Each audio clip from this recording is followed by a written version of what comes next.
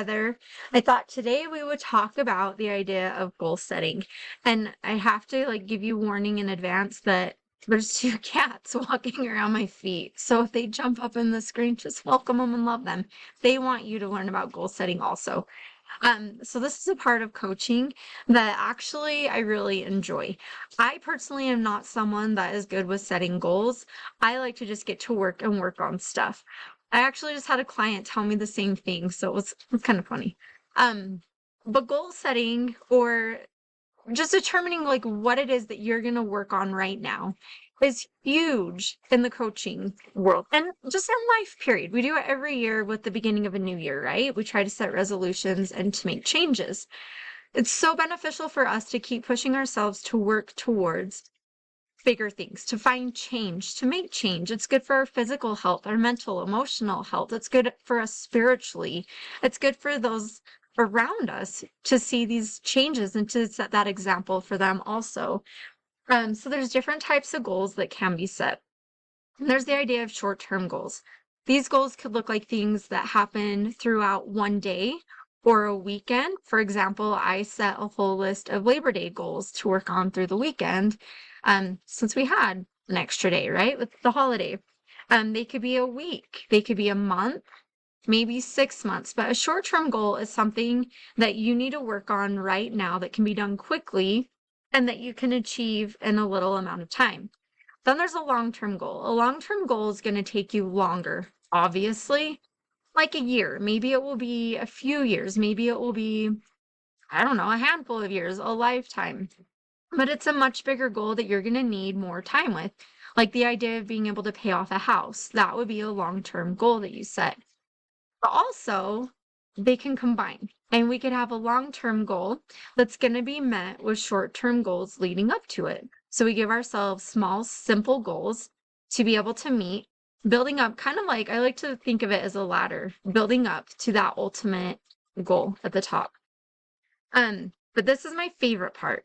Okay. Whenever I am challenging a client to work on an action plan, that's what I call it, an action plan. Because remember, I'm not much of a goal setter, but I love to get to work. So, action plan. Whenever we create an action plan and the client knows what they want to work on, what they're setting their goals for, I ask, how will you hold yourself accountable? And I love to watch the reactions. Some clients, they've got it figured out. They know exactly what they're going to do to be accountable for this goal. Other clients, not so much.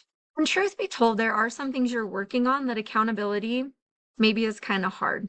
If I'm working on maybe wanting to lose some weight, I could set a sticker chart for every X amount of pounds that I lose. But if I'm working on wanting to improve my relationship with God, that's a little bit harder. But there are still ways to be accountable. Um, Accountability is so important. It's basically the idea of being seen while working on your goal, being seen by yourself, being seen by others. And I'm not meaning like in a big showy, look at me, look what I'm accomplishing. Not like that. No. But being able to recognize the effort you're putting into it so that you can stay motivated, which is a great reason for accountability, to increase your motivation, to help you stay focused, to help you with obstacles that pop up. It gives you a sense of accomplishment. You're also more likely to complete a goal when you hold yourself accountable while you're doing the work. So this can look like relying on a good friend or a family member. Okay, so disclaimer with this. If you're going to rely on someone to be your accountability buddy, I think that's amazing. And there's some goals that would be better to have a person. Like I said, if you're working on your relationship with God, and maybe you have a good friend that you could check in with once a week and say, okay, these are the scriptures that I read. This is the prayers that I said. Like, these are the experiences I've had, whatever it is. And you can kind of have that sounding board with a person, right? But this person needs to be able to be completely honest with you. You can't have the person that's always just going to say, yeah, sounds good. Oh, yeah, that sounds great. Oh, good job. No, you need someone that's going to be able to say to you, hey, I think you're kind of lacking a little bit. Or did you do this? Why didn't you do this? But also recognize when you might just need a little hug and be able to navigate obstacles with you. but like that brutally honest friend. You know what I'm talking about? Okay. A sticker chart. I love sticker charts. I love being able to color in things or put a sticker on it or whatever saying, look what I did. I also love checklists and being able to mark it off and see that I have accomplished this. Those things work really well for short-term goals. Or you could do like the giant thermometer kind of picture, when you color in like the things leading up to it. That's a great way too. But journaling is my favorite way. The reason is when we journal what we're working on, and we're keeping a record of the highlights and the things that went well and the joys that we felt, but then also the unpleasant side of things, the obstacles that came, how we had to navigate it. This time was so hard for me, but this is what I did to improve. 5 years down the road, you may recognize that you're having a struggle or a battle, and you could flip back to that journal and remind yourself of your awesomeness and how you were able to overcome and work on it. Hello, motivation. You just totally empowered yourself because you took the time to journal. So, journaling is my favorite. So, here's why I think it's important to set goals and to have things to work on. First of all, it benefits you physically, mentally, emotionally, spiritually. We all are in a state of change. We have different seasons of life. We have new chapters beginning. There's always something being thrown at us that we have to re-navigate through that. So a friend said these words today. You know who you are. If you watch this, I love this so much. She mentioned the newness of the chapter. When we are in that newness of the chapter of life, the newness of the season, that's a perfect time to be able to determine goals, what we want to work on, where we want to be, and then start working to achieve it. So, first of all, make sure that what you want to work on is realistic and it's doable, that you really have the drive and the want to accomplish this. I am not a runner, so the idea of saying I'm going to set a goal to go run a marathon next month would not be realistic for me because I'm starting way down below starting point. I could not go run a full marathon in a month.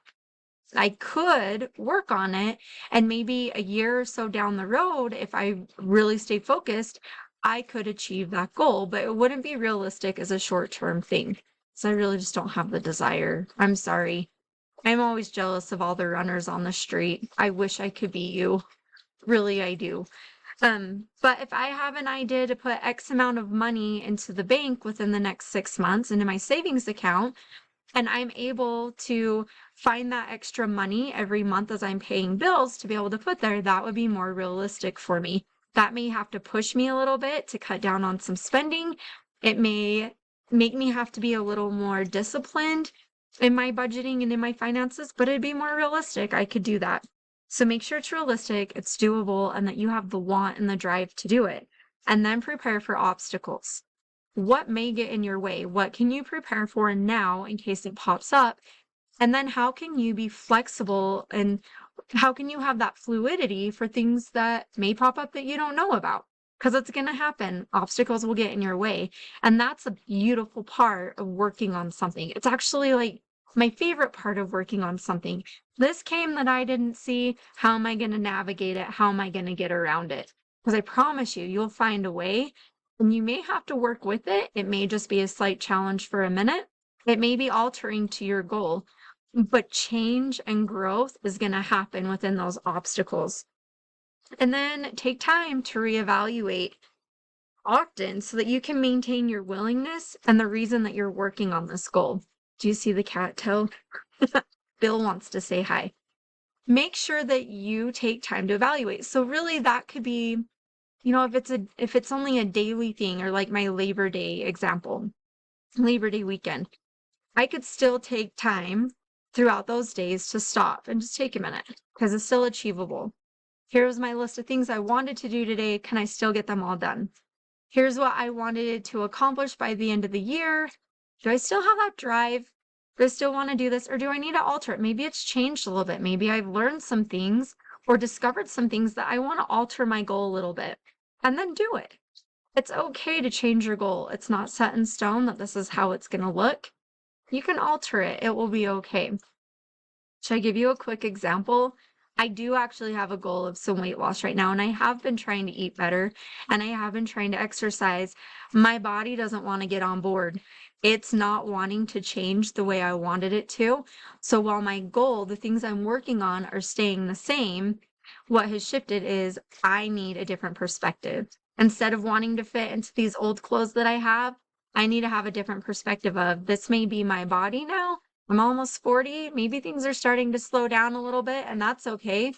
How can I change my perspective to a more healthier version of me or vision of me? And that's okay. That's awesome. And it's beautiful to be able to alter and change that way. So, that being said, celebrate. Celebrate all the small wins, the small victories. Celebrate the obstacles you overcame. Celebrate the changes you've made, the progress you've made, everything that you have experienced while working on this. Make sure you take some time to celebrate and reward yourself. Give yourself a pat on the back. Go buy yourself an ice cream sundae. Take yourself out to dinner, like whatever it is that you need to do. Celebrate. If Okay, it keeps popping up. The weight loss. You've lost some weight. Go buy yourself a new shirt. Like, allow yourself to feel good and keep getting to work. It will motivate you in the end. I don't know what psychologists and research say about rewards, but I'm a firm believer in rewards. It keeps you going and it helps you feel loved and brave and confident. So keep going. Do it and celebrate everything that you do and all the awesomeness that you're creating. Okay, guys, that's all I have for now, and we'll see you next time. Thanks.